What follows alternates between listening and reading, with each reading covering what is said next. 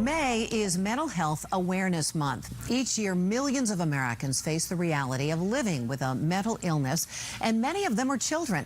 From depression and anxiety to hyperactivity, even schizophrenia, mental disorders in children are quite common, occurring in about 1/4 of those under age 18. May is Mental Health Awareness Month, bringing attention to the need for screening and treatment. According to new research released by Nationwide Children's Hospital, 87% of Americans surveyed agree more mental health support for children and adolescents needs to be available. According to the Centers for Disease Control and Prevention, just over 20%, or about 1 in 5 children, have had a seriously debilitating mental disorder. The National Institute of Mental Health defines a serious mental illness as a mental, behavioral, or emotional disorder that limits one or more major life activities. The NIH also reports there were about 45 million adults living with a mental illness in 2016.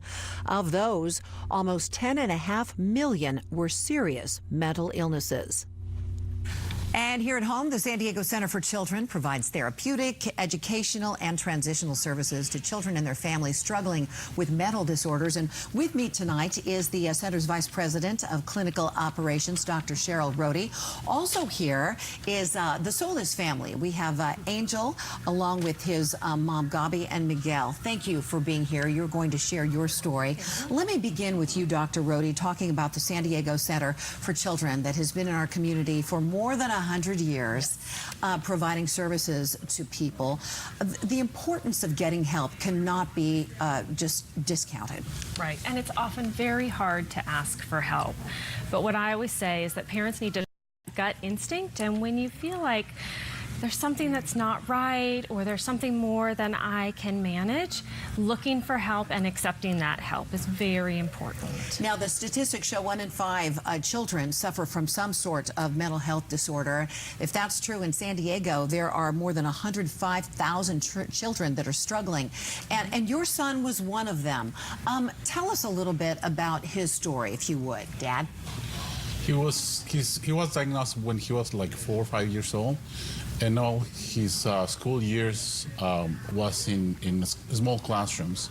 And then when he got into high school, middle school, then he moved on to the regular classroom, and that's when all the things start going bad. He was bullied, and he suffered from what, Mom? Severe ADHD, right, yes, Gabi? He had diagnosis for ADHD and anxiety. They cause a lot of problems in his normal life. Right. So you have been at an academy, Angel, with the San Diego Center for Children for 3 years now. Tell us how that has changed things for you. It's made things a lot more simple for me. It's made learning a lot easier. It's a lot less stressful being at the school that I'm at right now. We have some video of you at the center and at school, and it looks like you're involved in some sort of an acting program. Is that right? Yeah. Tell us about it. The choir that I'm in. Sure. It's great because you get to like engage with other people, and you're like singing as a whole, like a whole class. So like it feels great when you're like singing with each other, and it's really fun too. And you get to go on outings, and it's great. It must have been very hard to watch your son struggle a few years ago when he was in a school and he suffered what, a broken arm, and he was punched in the face. And how heartbreaking was that? I think the worst part is just to understand that the school was not able to do anything. Even the principal was trying to blame the family and Angel. Right. Which was not the case. He just had a different way of learning. And that's very important, Dr. Rohde. Not all kids fit into a one-size-fits-all environment when it comes to learning.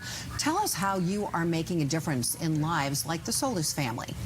Absolutely. I think Angel's a wonderful example when you find the right environment and folks who kind of get to know you and get to know what your needs are. So understanding how you learn, understanding how you handle stressful situations, and giving you tools to manage that better.